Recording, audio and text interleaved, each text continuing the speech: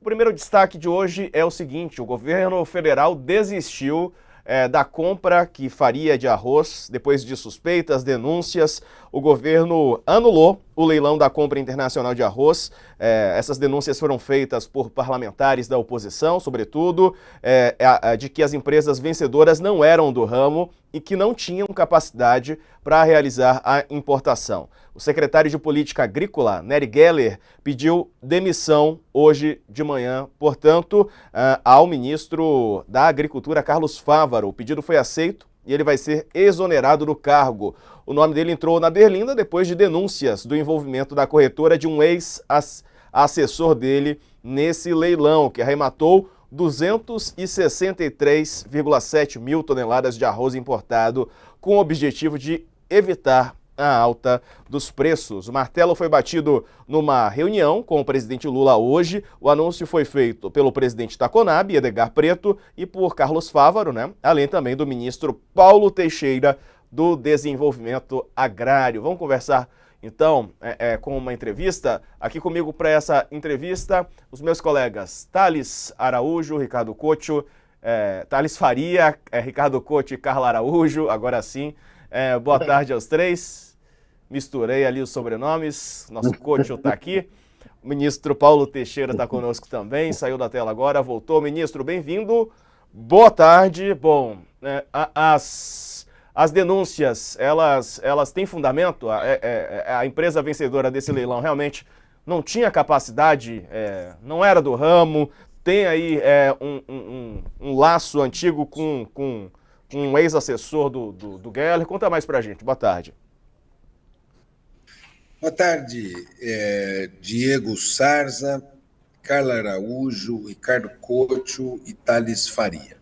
Em primeiro lugar, nós temos que retomar os objetivos desse leilão.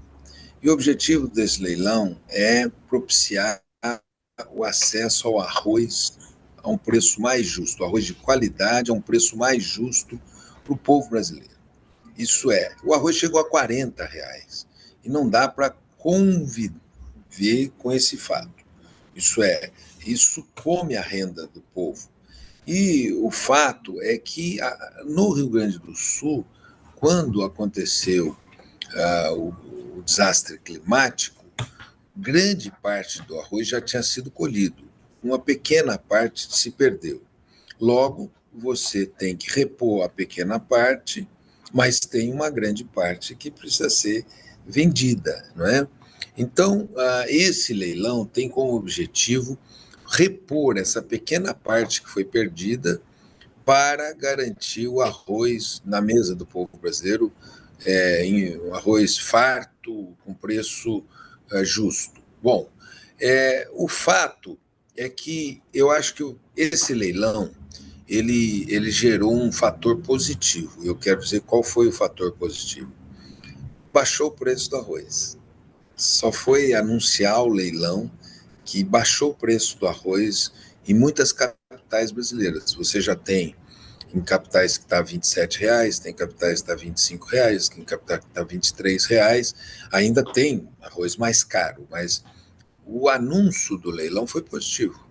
Baixou o preço do arroz no Brasil, né? E mostrou compromisso com esse tema. Bom, a Conab é uma empresa que fazia muitos anos que ela não importava arroz. Ela não importava arroz. E logo, os métodos da Conab foram sendo descobertos a posteriori. O que é? Ela importa da seguinte forma: ela abre um leilão, entra para mediar esse leilão uma bolsa, e a bolsa tem uma série de empresas vinculadas à bolsa. Você conhece as empresas antes? Não. Você só vai conhecê-las depois.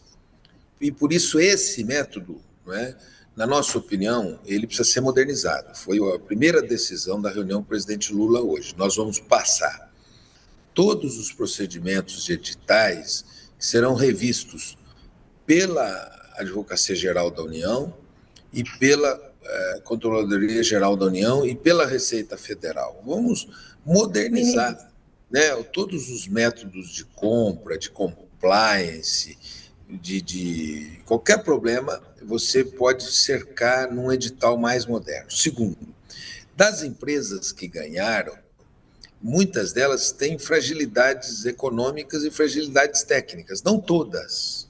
Tem empresas boas nesse meio, mas tem empresas que têm fragilidades econômicas e fragilidades técnicas. E foi por isso que nós consideramos que nós não devíamos manter esse leilão, devíamos anular o leilão e rapidamente refazer esse edital com toda essa, digamos assim,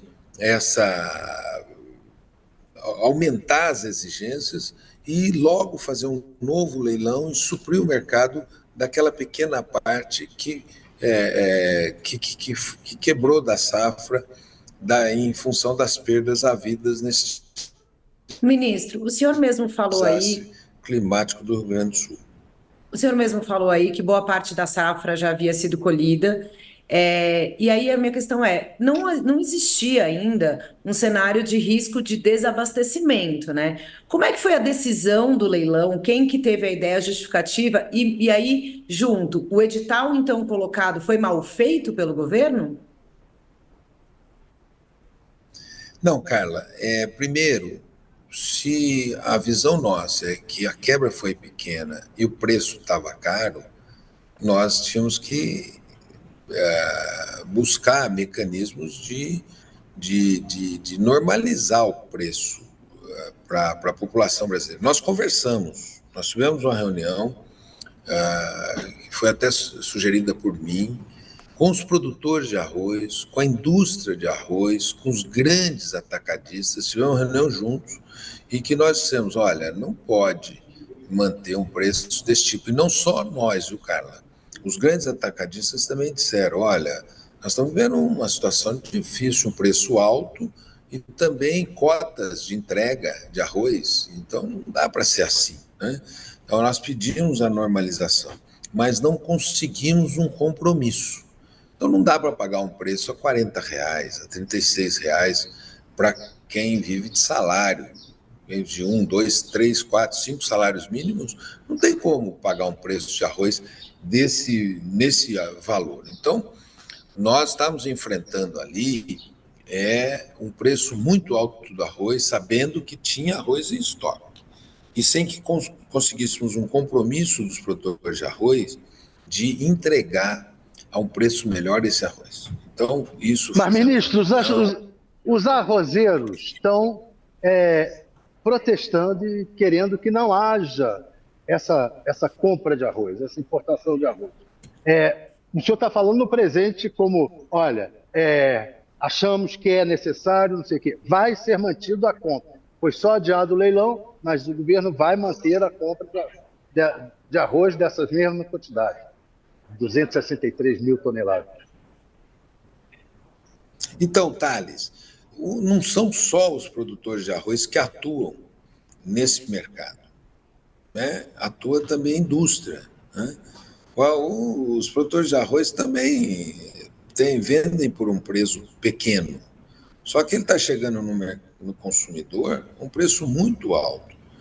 Por Quem isso que os produtores... Bom, eu não quero aqui... Fica aí essa pergunta para você responder, tá certo? Não, mas tem gente que está especulando no preço do arroz.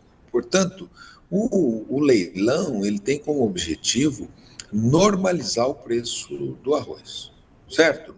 E o governo decidiu fazer o leilão com esse objetivo. E eu quero te dizer, Thales Faria, que esse primeiro objetivo, em parte, já foi alcançado.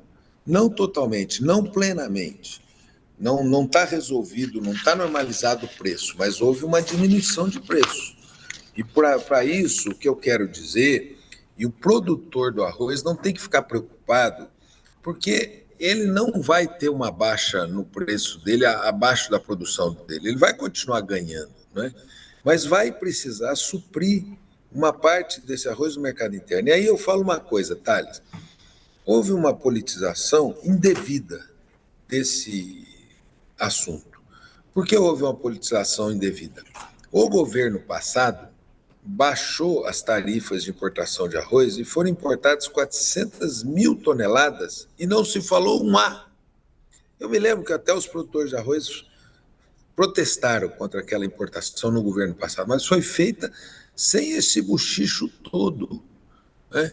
Mas Então, um leilão esse desse leilão. porte, ministro, um Ministro, leilão desse porte com valores tão altos, havia muito tempo que o governo não fazia. Justificava um leilão assim com um edital, de novo, reforçando a minha pergunta, um edital que era fragilizado? Porque vocês vão ter que Não, refazer o então, edital, deixar com uma Carla, empresa Carla, sem experiência é, nenhuma. nós, Carla, como eu te disse, esse mecanismo da Conab só demonstrou as fragilidades depois do leilão. Depois do leilão, porque quando as bolsas que participaram dos leilões eram bolsas constituídas, bolsas que estavam funcionando no mercado, credenciadas na Conab. Só que as bolsas fazem a mediação da Conab com as corretoras, com as empresas. E aí, depois do leilão, que nós tivemos conhecimento das empresas, porque é assim que acontece. Porque elas dão lance e você sabe quem são elas. Só aí que foram mostradas as fragilidades. Por isso que ministro, nós, então, queremos refazer, modernizando esse mecanismo de uma empresa que há muitos anos não fazia leilão e que mostrou suas fragilidades. Isso é melhor você explicitar do que esconder os ministro, problemas. ministro, deixa eu E fazer aí, uma por pergunta. explicitar, pode Ministro, fazer. o senhor falou Ricardo, várias providências que foram tomadas agora para fazer outro leilão, né? A verdade é que foi feito tudo errado desde o começo, né? Talvez pela pressa, mas foi uma tremenda pisada na bola. Eu acho que tem que reconhecer isso e agora vai tentar consertar. Porque não é só a questão das empresas não terem condições técnicas houve também suspeita de corrupção nisso, né? E o Diego, na abertura do jornal, falou do assessor do ministro Carlos Fávaro, né? Que, que abriu uma empresa e tal. Ele abriu essa empresa com o filho do secretário agrícola lá do Ministério, né? É uma empresa fantasma, abriu às pressas. É uma coisa que no governo do PT pega muito mal, né? Então, além da questão técnica dos preços e tudo isso aí, a verdade é que houve suspeita de corrupção. Aí eu queria saber se o governo vai investigar isso e punir quem cometeu isso. mas viu, Couto, você falou uma coisa que tem que separar, né? Você falou assim, não, foi feito nas pressas, rapidamente, por isso deu problema, e teve um problema. Não, se tivesse feito já com esse edital novo, poderia ter os mesmos problemas que nós verificamos nesse processo. Bom, o que talvez na modernização do edital vai ter que ser exigido? Qualquer conflito de interesse tem que ser avisado à empresa. Então, isso vai ser exigido. Todo mundo que tiver conflito de interesse terá que avisar a Conab, e isso vai estar no novo edital. Logo, todo o processo, quando você detecta um problema, Ricardo, isso é do exercício do poder, isso faz parte da política, e aonde estão seres humanos pode acontecer, você tem que agir corretamente. Foi o que nós fizemos.